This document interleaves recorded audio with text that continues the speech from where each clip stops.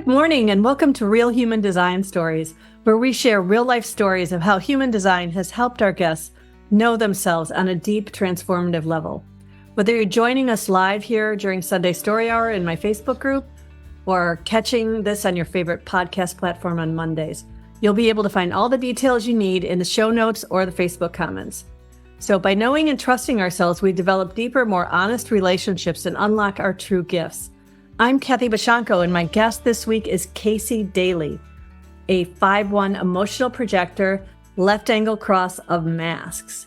And Kaisie is somebody who I'm really excited to talk to because she's doing all these great things with, I believe, 3 years into your experiment, right? And you've got a whole group already in Texas that you're managing where people are you're guiding these people in their in-person experiments. So that's really exciting. And I can't wait to hear your story. So I'd love, Kaisie, if you just dive right in and tell us about how you found human design and what it's meant to you. Okay. So 2021 is when my Uranus opposition kicked off and my whole life, changed. And so that kicked off with a divorce.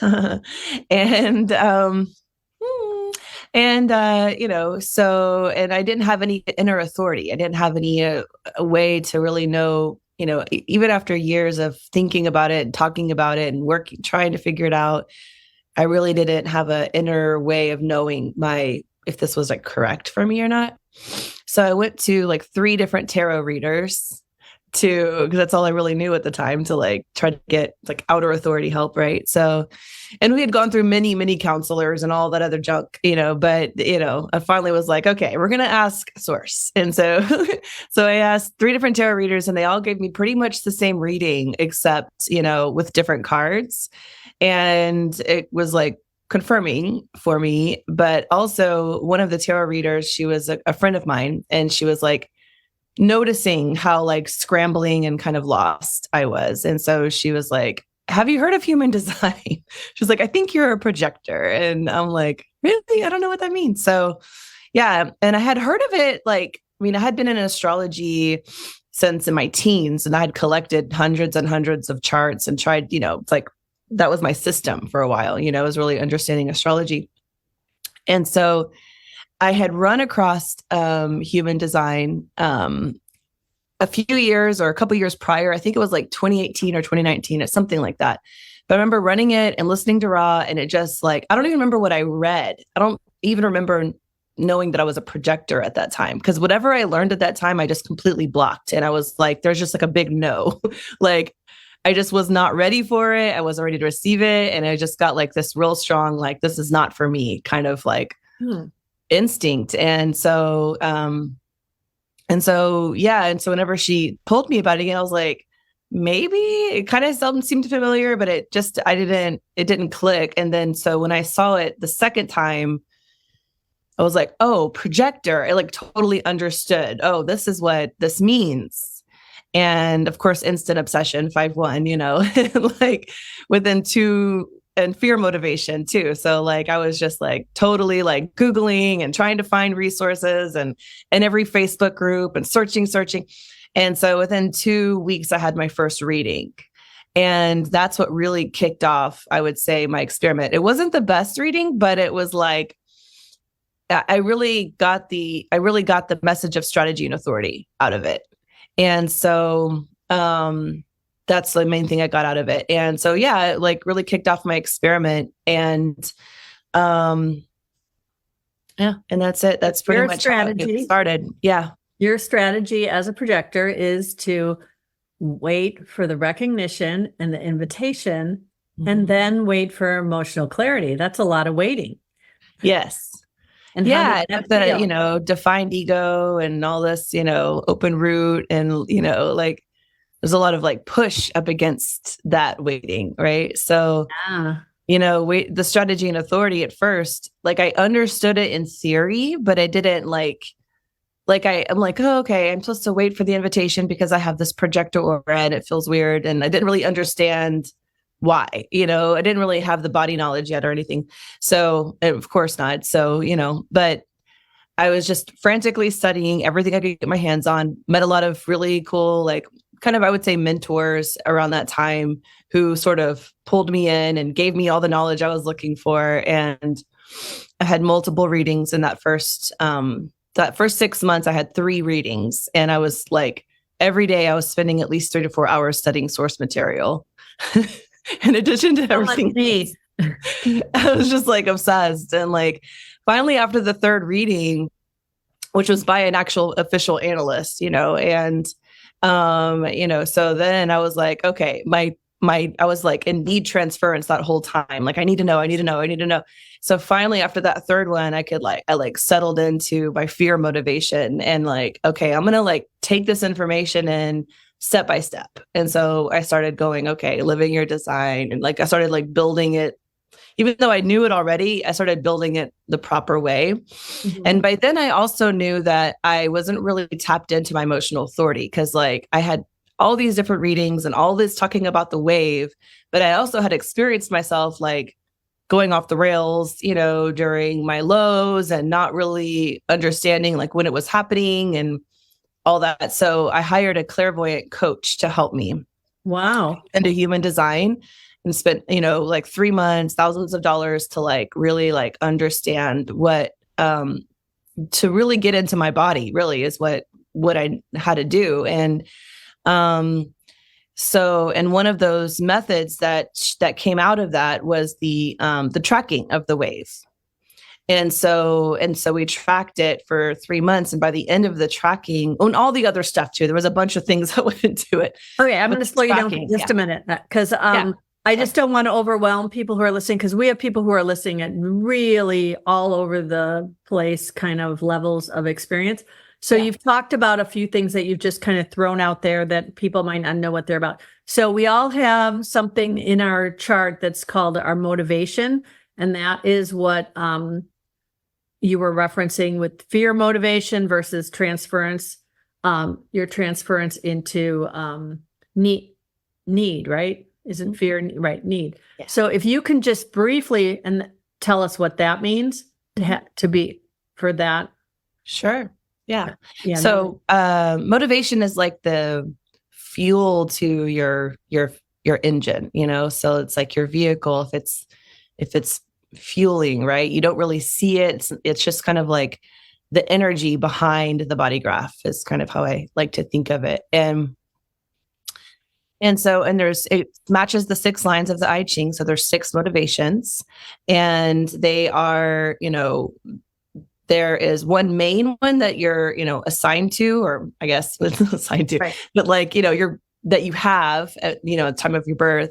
And then there is the one that's on the opposite side of the harmonic of the 6th line, and that is called the transference. All of the motivations you're going to experience in some way, but like you have like one main one that you're like, right. Really kind of know if this is correct for me. And especially for projectors, it's really tapped into how you experience your signature and your not self as well. So for fear motivation, it's like kind of like a Girl Scout energy. Like you have to like really know like what's coming up, and have to like, you want to plan ahead, and you want to really understand what's coming. And right? It's like a slower kind of movement when it's correct motivation. When you're in a transference of fear, which you go into need, then you kind of push, it's like this it's anxiety kind of feeling where you're like, I need to know. And you're feeling like you don't have that foundation or that security of, be able to slowly and methodically and just kind of be the observer without having to rush. And so the need kind of like pushes you out of your body and creates anxiety in your system. And so for projectors, that's related to so projectors have a frequency of success when we're in alignment, we're guiding well. So if I have a fear motivated success frequency, then I have been planning and I have been guiding in like a holistic way. Like I've really been able to capture all the information and like deliver it in like a sound way. And I feel successful with that. When I'm in my bitter transference and need motivation or need transference, then it's like I gotta figure it out. I gotta get out of my way. Like everyone's the problem and I am, or I'm the problem and everyone's just gotta like move, it just becomes this like, yeah. So that's what it is. It just kind of gives more flavor to your, so back to your story, you said, and I did want to clarify this, clairvoyant coach that you hired was a human design coach or just a separate coach that helped? She did study human design, but she was her main modality was in other modalities, but she did use human design. Okay. So and she would say that I was like information overloading, like settle down and get out of the, because I would just go into like all of the details and the knowledge and stuff. And it would push me into need. She's like, nope, we're going to get back into the body. We're going to learn what the body means. And like, really like getting me into a state of understanding what the body information is coming forth versus my mind information, and really helping me understand those two different frequencies. Right. So what does it mean when I'm in my head and I'm speaking, or what does it mean when I'm in my body and I'm speaking? And, learning the two different frequencies of that. And then also like working with me over those 3 months to like help me understand my wave and helping me to see, okay, the decisions you made here, you were at this point in your wave, and like starting to help me get out of that blame shame story that gets created when you're in the wave, and you could start to see it's just mechanics, Yeah. Yeah. That explains a lot of why you've gotten so far. I mean, to be 3.5 years in sounds like a lot to some people, but as somebody who's like 7.5, close to 8 years in, for you to be at the place you are just in your body is really, seems like, wow, you've really moved. But and then I think that's the difference, is having someone who really helped you through that process, right? Yeah. I had to hire a guide. I couldn't see myself. And after searching and searching, I really needed my own guide. Right. And I still use that approach. Anytime I get stuck on something, or if I feel like I need help with something, I'll get led through my strategy and authority to the right guide. And I just I find out what's there, and I get, I feel the confusion and the doubt and the what's going to happen. And then when I catch myself in that moment, I release it and I say, it's going to happen, and it'll come when it comes. And I don't need to know the answers right now. And then the right guides come. And so, yeah. Yeah. And that's a big thing. And then I'm really impressed that you made the choice right away to make this investment in yourself, because a lot of people I've met, and myself included, when we're early in our experiment, we know we need the help, but we don't have the self-worth to invest in that help in this way. Because it's not like you're saying, oh, I'm going to take this training to get a career. I'm doing that. You know what I mean? A lot of us wind up investing in human design because we want to use it as a career before we invest in ourselves. So kudos to you for doing that. So you worked with this coach for 3 months, you said? Mm-hmm. Okay. Yes. And so then what kind of things started happening? Well, then what happened next? I mean, I just continued to continue to research, continue to grow in my networks. I also had another mentor that came into my life around that time, and that helped me more on the actual knowledge aspect of it. But he wasn't like a trained analyst, but he was definitely like helpful in getting me the right resources and answering all of my questions. And that's Jonah Dempsey. He was like really, really helpful. Mm-hmm. And he's the one who actually invited me to the first my first high desert human design conference. And so in Santa Fe that September. Right. So that was like right after my first year is when I went. And so like I had my 1-year anniversary in July, and September is when I had the High Desert Human Design conference.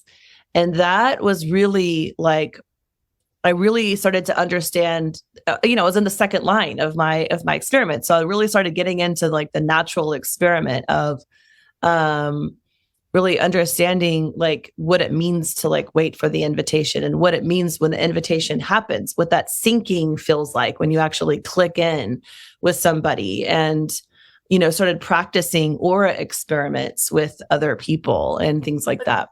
What do you mean you're in the second line of your experiment? So like, you know, it's like the 6 lines, right? So the first year was like my first line where I was like setting the foundation. And it's just how I've just thought of it. And I look at Richard Rudd's deconditioning guide as well. And that deconditioning guide has actually really followed a lot of my experiment. And it kind of matches, you know, it goes through the whole wheel, the 64 of the whole wheel, but it also matches the 6 lines too. So, so the second year was like more of like I was getting into my natural phase of like learning aura experiments and things like that with people. And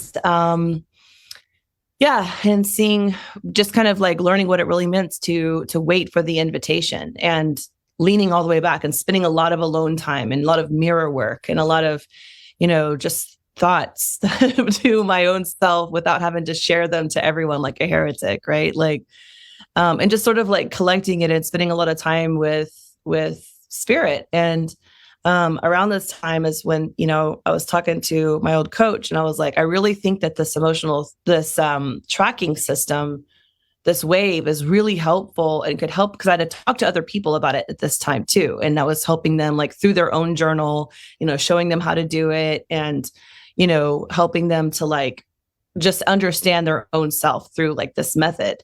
And there was a lot of success. So I'm like, we should just like write a little book about this. And she was like, or do an app. I was actually talking to Jonah because he's a developer. So I was like, we should do an app.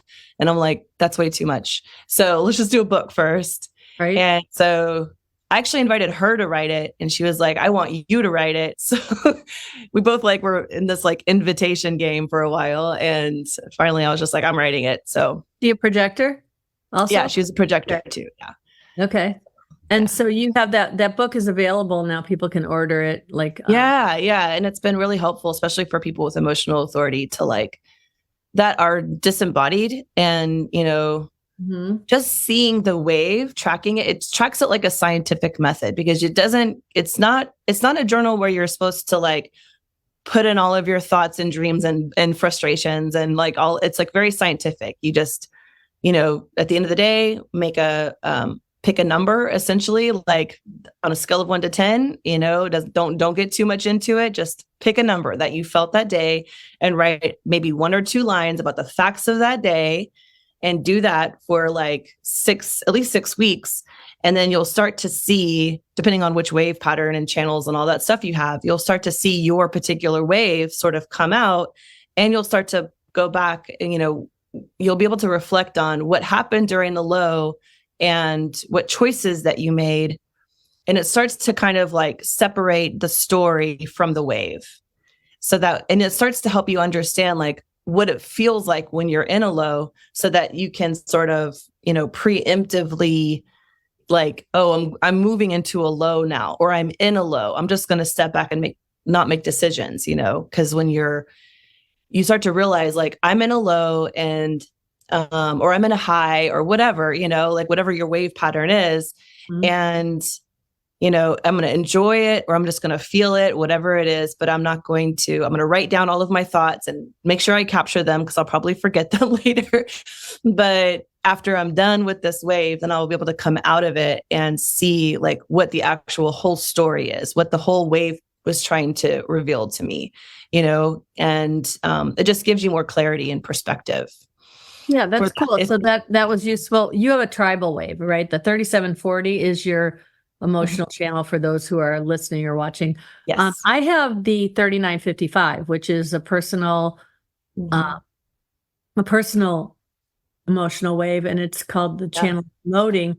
And when I never had your guide, so possibly that would have helped me, but I did try to do the number tracking thing. But what I found was because that individual emotional wave is very flat, and except for when it's not, it tends to be like meh, and then oh, and then meh, and then, you know, the and other then drop. right? And then it's hard to get out of it sometimes too. Yeah. Well, yeah, sometimes you can get stuck in the lows, but what I found is um what we resist persists. So for me, it was just learning to say, oh, I think I'm in a low. I wonder what this is here to bring me, much like you're saying. 100%. But when I was writing down the numbers, it was like every day was a 6.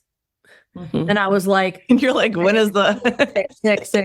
It's like, I have app I use called Insight Timer, and it tells you every day to give you a, how are you today? And there's like these little emojis. And I hit the same damn one every single day, single day. Every once in a while, I have a really great day and I hit the highest one because I always do like the second to the highest. And I hit the highest one, or every once in a while, when I have a really crappy day, I hit the one that's one lower. And I'm just like, and then I just let it go. And but for me, it didn't really help. And so I mean, it's like, the main thing is that you understood like, hey, I'm in a low, and you have the capability. A lot of people don't even realize they're in a low until they're out of the wave. And then they come out of the wave and they're like, oh, that was a low, or that was a high, or they don't even have the concept of what the wave actually feels like or what it means, And I think that it's also, we focus on the outward stuff of I'm in this feeling because of these external circumstances, this person, this for me, I'm the problem, and I'm just this whole narrative around things too. There's a lot of blame stories that people come in. Yeah. Depends on your design, really what you're kind of leaning towards, but and what type of channels you have, how many channels you have, are they conscious, are they unconscious, are they held into the quantum? There's lots of different factors that come into this. Yeah. And so, and that's why I kind of wrote it, because it's if you have 2 or more channels, your wave pattern is going to look really different than someone who just has one conscious wave like me, So, and that's kind of the experiment, is to see, okay, what are the wave patterns actually, what do they come out? How, if you track it over the course of a year. I have a friend of mine who's been tracking it over the course of a year. And just now is she able to finally see the total wave, because she has so many wave channels coming out. And she couldn't really, she was trying to figure out, okay, sometimes I'm getting triggered by individual stuff. Sometimes I'm getting triggered by collective stuff. So, it's she was trying to put it together, and when did the lows happen, and try, so just keeping it very simple. She's able to finally say okay, this is my wave. It's totally wonky, nobody else's wave, but she can see it, and she can sense okay, I'm getting triggered by this, and this is what's happening, and this is what I need to do. And it just helps to, create your own find your own rhythm and see your own system that arises out of it. Mm-hmm. Yeah. Mm-hmm. I would wonder though, if some people might get, caught up in the figuring it out rather than just observing, because observing our wave is really powerful, right? And that's a big part of what the book talks about, is being the observer. And that's also why it's very scientific. It doesn't allow you to get into the story of why you're having the feelings. It's here's how you rank it, and here's the facts, and don't get into all of the emotionality or why this is happening or who caused me to feel such and such. It's really a matter of just writing down the facts and looking. Then you can look back after you have a collection of data. Then you can say, oh, this is what happened during the low, and here's the facts that happened. And so this particular low was triggered by a tribal thing, but also I was just in a low, or this thing was particular by, it just seemed like I was in a PMS day that day or whatever, and so yeah. How have you changed since you've understood your wave? How has your decision-making process changed now versus when you were trying to decide whether to get divorced and all those things? I mean, that was a major life decision you were trying to make. I mean, it took me 2 years to finally come to that decision. I would say 3 years. I mean, we were talking about it for a long time, and trying to go through, divorce is not an easy decision for anybody. You don't just some people probably could make it quickly, but for me, I was so, my parents are still married. They've been married for 40 years. They're so happily married. They're both 3/5s, which is kind of weird. But anyway, they, so that's the role model that I had, is that like, they both came from a lot of divorce in their family. So they're both just like committed to going through what they needed to go through to stay in that friendship mode and stay like partners no matter what. And so that's where I really felt like I should be. Like, I didn't even consider divorce as an option for me, and so it took me a long, long time to just get to the point of like even considering it. And then when I was like seriously considering it, it got me into the, now I had to know if this was like true, because I'm like, this feels like I'm going against God kind of in a way, or like I just had all these narratives around what it meant to get a divorce. And I couldn't, so much conditioning around marriage and divorce in general. And then also like, it's also going to mean that I'm going to be a single mom, now with 3 kids. It's just a really, really difficult decision. So I didn't take it lightly. And then human design found me at the right. What was the question? Like I'm going around in circles now. What's the question? Okay. This is projector life, right? Okay. The question was, how has understanding your emotional wave changed the way you approach decision making? Oh, yeah. Yeah. So once I understood what my low felt like, now it's like when I'm in a low or I'm coming into a low, I just get either horizontal as fast as possible. I'll tell my kids like, hey, mommy's in a low, like, give me some space. Right. And I try to, just feel the feelings, cry them out, do whatever I need to do. And then usually I try to sleep after that to try to integrate all of it, take a shower, feed myself, slowly move. It might be a few hours or it might take a whole day. Just depends on what kind of, what's really going on. Mm-hmm. And then I just wait. I wait for the clarity after that. And when the clarity comes on, usually I'm doing something like taking a shower or going on a walk or something like that afterwards to kind of start moving my body a little bit and clearing myself a little bit. And so when that happens, usually I'll get some sort of like insight or download that kind of pulls all the meaning of the whole wave together. And then I have my answer of what to do. Yeah. Yeah. So, yeah, I mean, I really like appreciate the low now as like part of the, it's like the diamond refinement, like, yeah, you have to see the cracks in the diamond in order to be able to appreciate the fullness of its beauty. Yeah. I like to say, oh, wonder what this is here to bring me. Cause that's where the mutation happens, right? The pressure makes the diamonds, right? The pressure takes, we can keep throwing out our coal or, or carbon or whatever diamonds come from, but there's this ugly rock that's eventually going to become diamonds. But if we keep complaining about the ugly rock and tossing it out the window when we feel that pressure, we never get the diamond. So I just kind of have, taken to asking, what's this here to bring me? But, excuse me, the throat thing happening again. So I'm curious too. So you have not mentioned bitterness at all. And that's such a signature emotion. Oh, yeah. Projectors. I mean, I was totally bitter when I first got into human design with my divorce and my ex. And oh my gosh, everything was his fault. And I couldn't see any part that I had to play in it. And, even my emotional lows were because of him. He's also emotional. He's an emotional manifester. So like, what's his profile? 5'1". Ooh, okay. Yeah. And we had 2 5'1" kids as well. So the third one is what? We also had 2 5'1" kids as well. You have a third kid also, right? What's the third? Yes.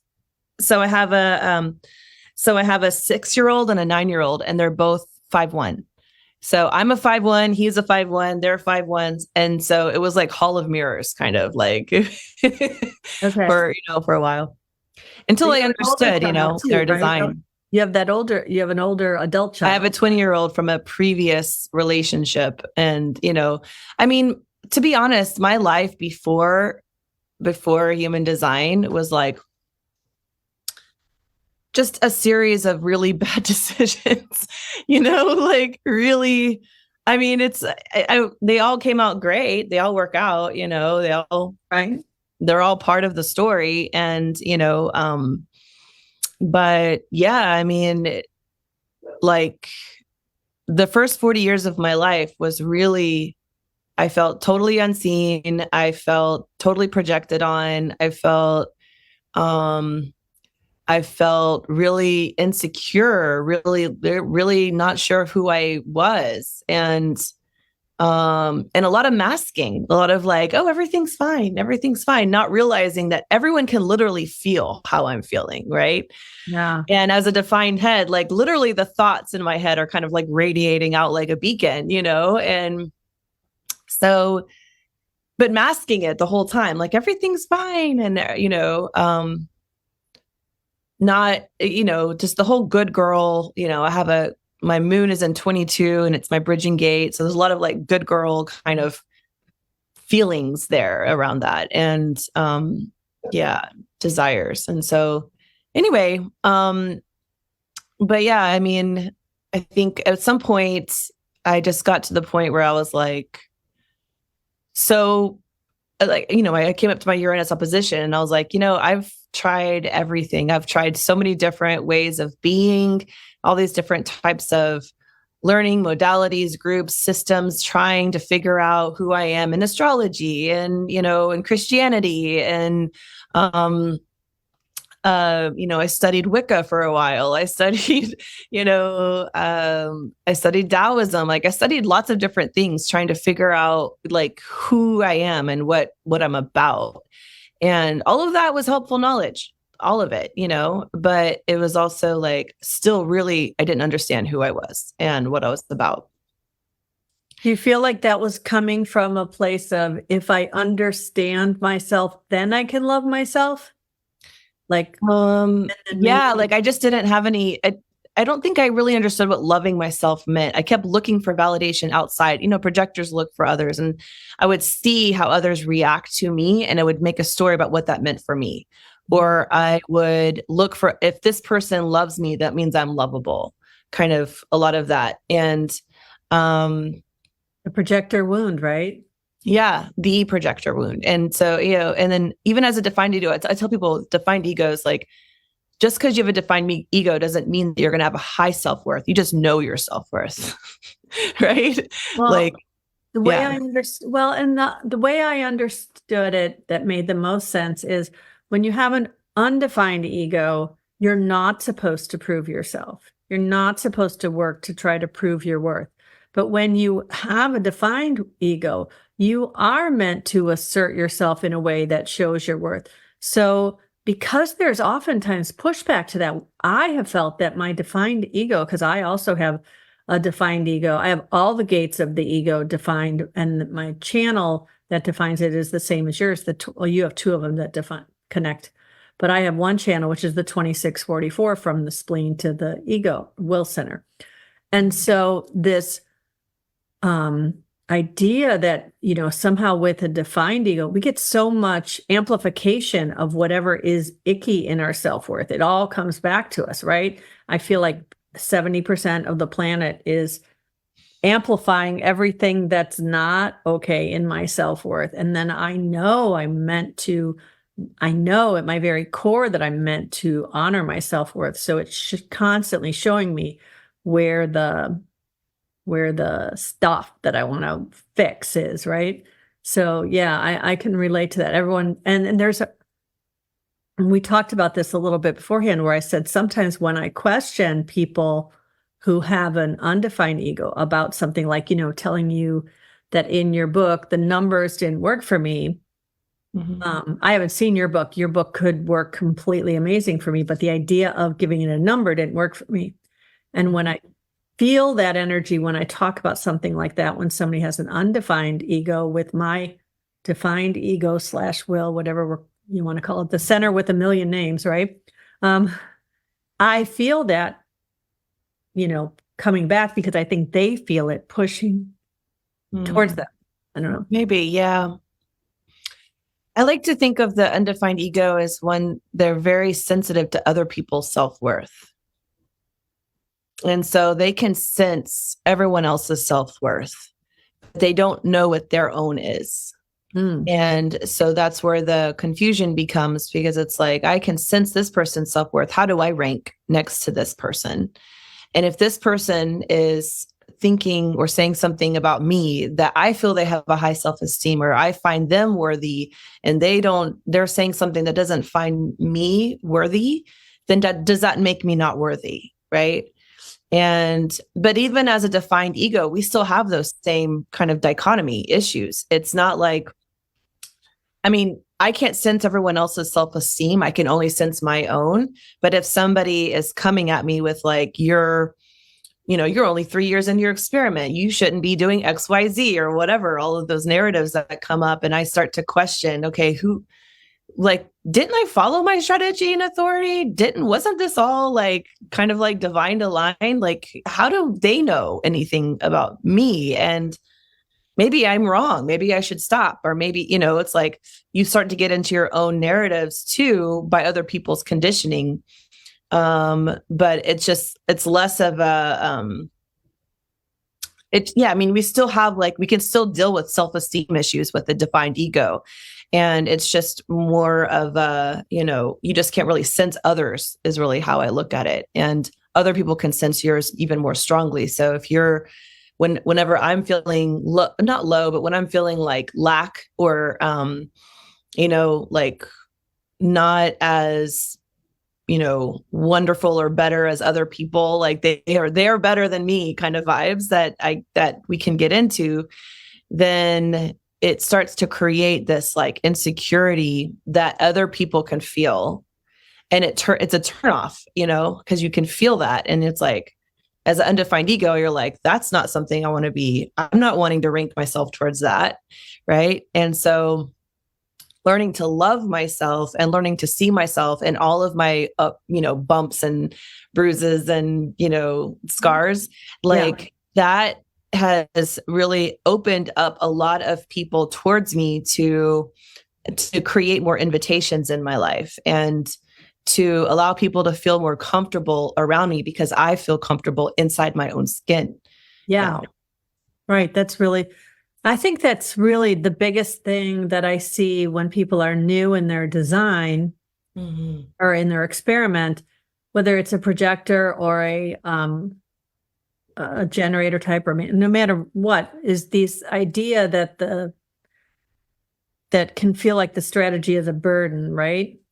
But when it's really meant to come from a place of knowing your worth, right? Like as projectors, we aren't going to put our energy into something or someone that does not recognize us and want it, because that's just not honoring ourselves. And a generator type is not going to do things in an initiating way, because they're here to respond to life in a way that honors their energy, that respects that their sacral, their body knows what they have sustainable energy for. And they're not just going to throw their spaghetti against the wall all the time and see what sticks, right? So, okay, I want to clarify too what I was saying about the whole thing, because now, I'm in my head a little bit. But I want to make sure I recognize that I see great value in your book because it explains the way to And I do want to just clarify for anybody listening that it explains a way to do it that for certain people will be really valuable. And for other people, it's an experiment, right. Just to see if you're, I tell people, I'm like, there's no way to really know if the system is going to help you unless you try it. There's all different types of things. I mainly push somatic work, experiences, like find your way to get into your body. And the tracking of the wave is like another way to like help you understand the somatic of that wave. But there's lots of other things you can do to like, I do a static dance every Sunday and with an amazing group of community that's really like, being in a community around people that are nonverbal and they're just sharing energy within the dance format. And you're able to release all types of emotions that are inside of your body. and really like understand what true intimacy means without having us, sex as like the driving force, is really healing in a way. For me, it's been really, really healing. So things like that, where it's like, things that you can do to get inside your body, yoga, meditation, whatever it is that, it's like, let your strategy and authority guide you towards the somatic healing work. That's great for you or best for you. But like, really like, or just tapping. I mean, sometimes tapping for people really helps, and whatever. There's lots of different modalities that people can do to help you get inside your body. And I would also say that for something like something that's completely your decision, your body and you doing, I don't know. Strategy and authority for projectors, like the recognition and the invitation. If you're going to work with someone one-on-one, you want to feel recognized, invited by them or whatever. But if you're just going to start doing some things off of a video on YouTube, I would think that, that would be great for anybody, if they're going to just start following some somatic work or whatever. Yeah. When you engage with others is where the strategy and authority comes in, right? But like, if you're just learning to yourself and trying to seek yourself and try out some things, get some books, do some YouTubes, like see what's there that's interesting to you. And then if it really clicks and it resonates, then go look for some groups that have other similar, approaches. And right. Yeah. So speaking of groups, I would love to hear your story of how this Human Design Houston group came, if you would share that with us. Yeah. So, we'll backtrack. I was, did the clairvoyant coaching, did the Human Design High Desert Human Design Conference. After that, I was like, I really feel called to like get this information of this tracking system out there. So back and forth, we decided, okay, you're going to write it. So then she helped me kind of write it. Had a lot of other people help me kind of figure this out. My first book, I wrote over, so I wrote it, and like within a couple months, it was published by like I wrote it in December and it was published by March. So, and just very, very quick. Anyone who wants to get it, it's called the Emotional Authority Tracking System. Right. That's the name of the book. So, okay. Yes. And it's only on Amazon. There's no place else it's available. So, they make it super easy to do stuff there. So yeah, I do. It's really easy. Yeah. Like, geez. Anyway. So within 3 months it was like published. Right. So, and so that was around March of last year. Right. And so put it out there. I created a website for it. And right around then, I lost my job. I was working for the largest coaching organization in the world. And I was their like the hub of HubSpot for them. And long story short, like, I don't even want to get into the details of it, but I got canned essentially. Wow. And so I was like, okay, well, what next? Like I didn't look for a new job, or I didn't have any other invitations. And then, so, I was getting invited to, okay, well, Jonah and a few other people were like, well, why don't you just do human design readings? Cause by then I had been giving everybody sort of like, oh, here's your chart. Here's what it means. Like what projectors do. Like I had 100 different birth charts collected from astrology. And I was like, going back to everybody and being like, look what I found, already. So they, they're like, he was like, just do it. Everyone's like, just do the readings. I'm like, well, I'll do them off donation and see how I feel about it. So I did a couple off of donation, like 4 or 5 off donation. And I did the full thing. Like and I still to this day, like create like a full presentation, really research, really get into it before I met with them. And then when I meet with them, I do the download, right? And I integrate it all. So very like fear motivated kind of presentation, right? Like the details are there. And so it doesn't mean you scare people. Like some people who don't understand fear motivation. There's nothing about presenting fear in that. It's just you make sure you're fully prepared. Right. Yeah. And no, I wish the word was different, but anyway, there's a lot of words in human design that I wish were different, but they're there for a reason. That's part of the, like there's a lot of things like, doubt like I used to think that doubt was awful. Now it's like, it's part of my process as the logic channel, you know. Fear is like, I love how human design takes these words that are so encoded as bad, wrong, and shameful and turns them and shows you like the actual beauty behind these words, you know. So anyway, so I was doing these donations based readings, and they were all coming out really incredible, and everyone's giving me lots of validation and things like that. So I'm like, okay, well, I'll just make it into a service, you know, I'll put it on my website. And so then around that time, Jessica, a friend of mine that I had been doing human design with at the beginning, she and I had been talking since the Santa Fe conference that we wanted to do something like that in Houston. So she and we'd been friends for a long time. I had my own friend group. She had her own friend group, but we really wanted like a friend group that was like similar.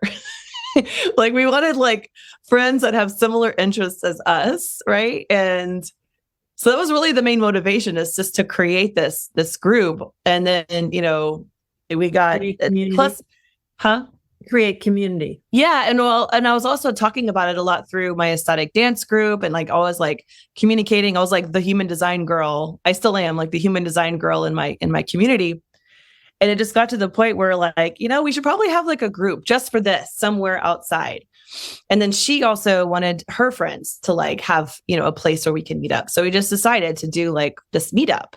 And so that was it. And we just had, you know, started a Facebook group and met up at a bar, and for the first time, and lots of people showed up right away. And it's been really successful ever since. So your first meetup was at a bar? Is that where you still meet? Yeah, we just met up at a bar. We don't meet up at a bar anymore, but it was fine. I mean, we met, it was actually like torrential downpour, like this crazy storm that happened right before. And then it cleared out. And it was beautiful. But yeah, I mean, I think there was like 30 people at the first one. Wow. And yeah, and it's been about average. Like usually there's like 30 people every meetup. Some of them are regular, some of them are a lot. We get new people every time, lots of new people every time. So, but on average, it's about 30 people every time. And so what has come from that for you? Like, where has that led? Well, I think it's mainly like, for me, it's just a nice way of being able to like create the conversation of this inside of the community. Because now I can see everybody from the group and outside of the group also talking about human design and talking, you know, like it's more of the conversation inside of our little subculture that we're in here in Houston. And Houston's really like a melting pot, really diverse. So like, it's not uncommon to have these little subgroups that are kind of weird and talking about unique things. So, and it's very acceptable. I mean, we have lots of people from all types of cultures and races and genders and sexual orientations that come to the meetups. And they're taking that into their own cultures, into their own little groups outside of Houston. And you're starting to see, you know, it's getting planted more inside of. Yeah. You're in Austin right now, right? I'm in Austin right now. Yeah. So I go to Austin. You went to a Projector meetup, you said. Projector meetup. Yeah. My friend Elena, her and Kalea, they started this projector only meetup in Austin. And there was like 15 projectors here last night, which was great. Yeah. What would you say to people who are looking for that? I've heard a lot of people talk about wanting that connection, that in-person community. So what would you say to people who So, I mean, like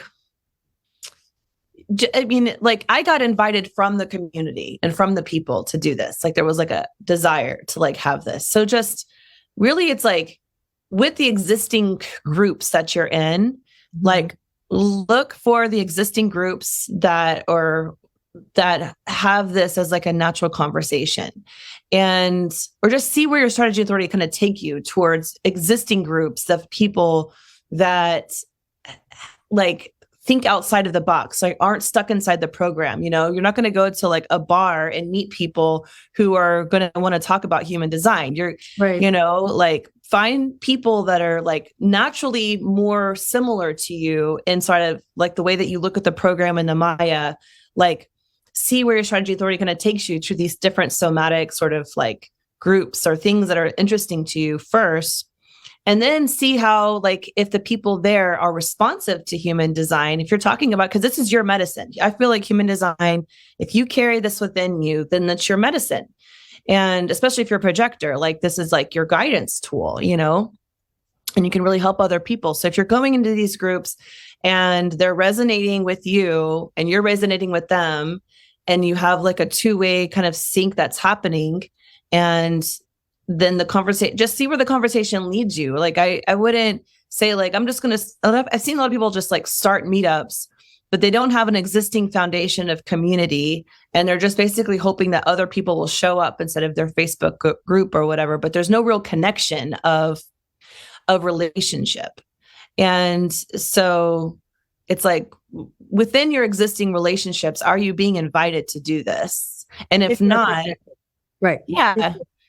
But I would think, I'm sitting here thinking, oh, maybe there'll be some Manny Gens or generators listening to this in Georgia who have a sacral response that is like, yes, like they want, you can. I mean, anybody can start it. You can start it, get a Facebook group going, and there's people going to be searching for human design in whatever city, those people will come in, and maybe you'll have, I mean, it's an experiment. Like, you can just start it if you want to just start it. It's a free thing to do. Right. A lot of people do search on Facebook for local interest groups, or meetup.com, whatever, you can just check it out.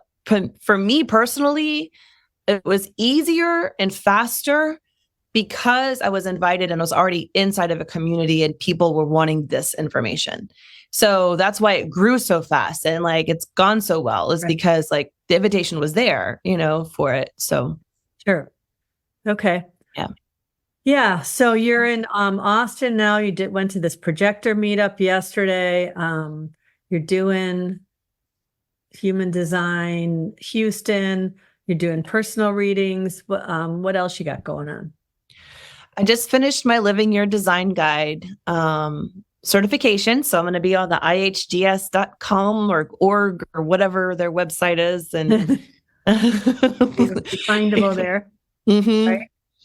So I feel a little bit more credentialed and, like whatever. And so, and I'm excited because the Living Your Design Guide courses that I would like to do are going to be in person, but I want to bring more like somatic exercises to it, right? Like aura experiments, and really like, when we're talking about the different aura types or different centers, let's play with that in our bodies and like see what you're undefined versus you're open versus you're defined. Like, what does it feel like? And kind of play around with those ways of interacting. So I'm excited about that, more somatic kind of practices around living your design. So it's still getting the knowledge, but I want to really help people to like feel it into their system. Yeah. Because this is body knowledge. This is not mind knowledge. And so if you just teach it through the mind, then it's like, you're just reading, you can just read the book and like get the knowledge, but like, right? Stuck in your head. You like feel it into your system. It's a totally different thing. I went to an immersion that Marianne Winiger did in Asheville, a couple of years ago. And well, first of all, I can't even remember a weekend when I cried as much as I did because so much stuff came out. Right. Yeah. But, it really was one of those things where you like walked out, like checked out of the hotel. And I literally took a picture and said, when you walk out of a place, literally a different person than you were when you walked in. Mm. And that whole process of being able to feel what these different, feeling the difference between defined and undefined, like the experiments that we did where we had all of, like, let's say we were talking about just a little while ago, the defined will center versus the undefined. When they had all the undefined will center people leave the room, and all the people with the defined will stayed in the room. Mm-hmm. And just the way some of the people even talked about like how much better they felt, like, and then we were all supposed to be quiet then, but they were still just like, oh my God, I feel so much better without, it was really, and then the people in the hallway were just like, oh, and then they walk back in and they're like, oh, I feel that. So then all of a sudden you realize That's not personal. That's not anything anyone's doing to me. That's not a way a person is acting. That's just energy. That's just the way the energy feels. And that was huge. And our mind creates a story about it. That's the thing. Our mind says, oh, that's different. So it's bad and wrong and shameful. They're doing it to us. Yeah, that person's doing this to me. And they're like purposely, or there's something wrong with them because I feel this way around them. Like we're matching someone else's energy. And if their energy feels foreign in some way, like a lot of people, we all have unique energy to each other. So we're either going to like really sync with them and feel good and our energies sort of like connect, or it's not. And so whenever you can get out of the mental stories around this person's bad, wrong, and shameful because my energy doesn't match with them, is totally a game changer. Because now you're more empowered in your own energy. You're more empowered of your own story about what this means. And like, you're not in such a defensive mode or in a, fearful state of not able to fearful of connecting with other people because they're toxic and they're whatever, like all of these stories that we create around other people that, I mean, sure, there are some people that are like really, really not self and really, really like, I would say toxic because they have been so conditioned to be that way, right? But even those people, like even in prisons and other kind of spaces where they're really, I would say super conditioned to be toxic, those people can be unlocked, right? You can still unlock those people if they choose, if they're wanting, if they're seeking this information. Yeah. Well, I would maybe say you can give them the key so they can unlock themselves. Yeah, that's a better way to say it, for sure. Yeah. Yeah, I think it's really, because they can be unlocked through their own self. Yes. Like you can give them the tools and they can decide what to do with it. And if they decide to experience themselves and use it for themselves and create the mental stories of all of this. Yeah. And if they don't unlock, it's not a reflection of your worth. It's their journey. Absolutely. Yeah. I did want to just look at the comments here. I noticed that Vicky says, I'm in Austin too. Kaisie would love to know more about your group. But there is a Human Design Austin, right? Yes. Human Design Austin. You can search on Facebook for Human Design Austin. It's a pretty big group too, as well. Yeah, that's not Kaisie's group. She's just in Austin for this projector. Yeah, yeah. So they're my friends. Like we're sister companies or whatever. Yeah. Awesome. So like, I don't know if anybody else had any. Didn't see any other questions today. There's a few comments, just in general, people watching with us and saying hi. So anyway, I just wanted to say that I love the idea of these meetups, and I loved you. We were talking yesterday, and you were telling me about the one of the games that you play Human Design Bingo. Yeah, that sounds super fun. Can you just give a quick little what that is? Yeah, so it's really fun, and it's like, really for new people, that don't really understand how it all syncs together and where their energies. So I give them a blank body graph with no numbers on it, right? And then I have a little bingo roller and it pulls the number. And then when I get the number, I just say, okay, if you have this gate, because they have to have their phone to be able, or whatever, something that shows their actual body graph. And I say, so they know where to look. I show them where to look. Okay, conscious or unconscious. This is the planets. And I say, okay, if you have gate 1, then, it'll be in the heart center. And it means that you have, creative energy, and it's an individual circuitry. And I go into like all the details around what it means, the keynotes of it. And so then it's like, okay, I have gate 1, and I have gate 1. Oh, you have similar. And so you can start to see like everyone saying like, oh, you're similar to me. And then, and so the game is either whoever gets the first channel, right? So if you have gate 1 and gate 8, right, then that would be that's the first channel, you're the bingo winner. Or you can do all of the energies. Whoever gets all of that takes a long time. It takes like an hour to get whoever gets all of the energies first, which is actually more fun. Cross, right? Whoever gets their incarnation cross first would be a fun. Yeah, that would be a fun. Yeah, that's like, there's all different kinds of ways you can do it. Like you could do channels, you could do incarnation cross, you could do the first center maybe, or like fully, whatever you have. I don't know, like. With reflectors, it's kind of unfair because it's like they don't have their, you can't do a channel. That's what I'm thinking. If you got if you could so the incarnation cross would be like more fair with reflectors. But sounds fun. Yeah, it is fun. There's lots of different ways to do it. And it just helps people to like understand the circuitry of how things connect. And it helps them to understand like, oh, this person has similar energy than me. And it gets them, like conversating about it. So. And so if people want to connect with you, what's the best way for them to connect with you? Well, I have a website, humandesignhouston.com.